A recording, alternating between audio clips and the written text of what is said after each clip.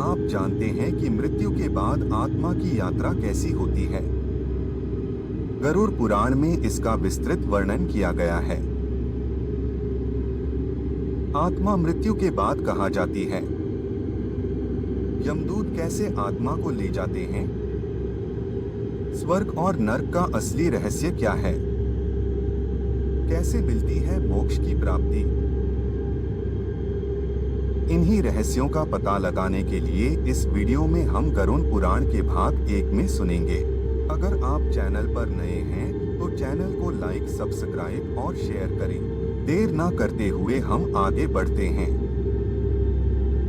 बहुत समय पहले की बात है, जब गरुड़ जी ने भगवान विष्णु से मृत्यु के रहस्यों के बारे में जानने की इच्छा प्रकट की। भगवान विष्णु मुस्कुराए और बोले, हे गरुड़, मृत्यु केवल एक पड़ाव है, एक ऐसा सत्य जिसे कोई टाल नहीं सकता। परंतु मृत्यु के बाद की यात्रा अत्यंत महत्वपूर्ण होती है।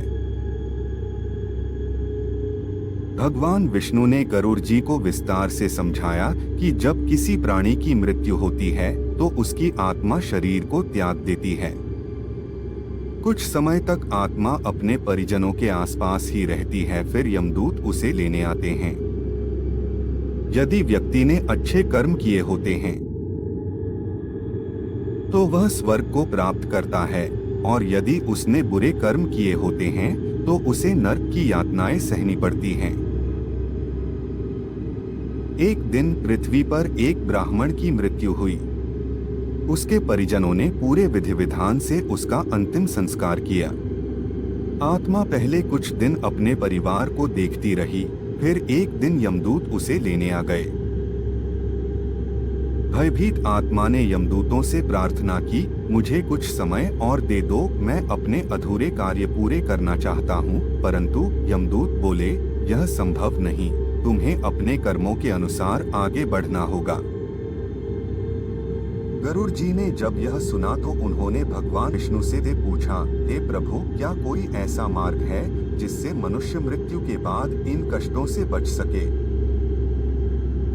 भगवान विष्णु ने उत्तर दिया, मनुष्य को सत्य, धर्म और सत्कर्मों का पालन करना चाहिए।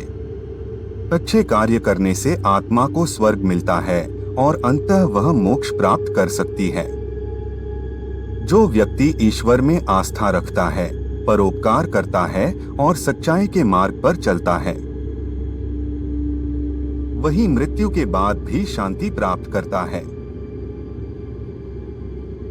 गरुड़ जी ने भगवान विष्णु के उपदेश को ध्यान से सुना और निश्चय किया कि वे इस रहस्य को संसार को बताएंगे। गरुड़ पुराण हमें यह सिखाता है कि मृत्यु के बाद का जीवन हमारे कर्मों पर निर्भर करता है।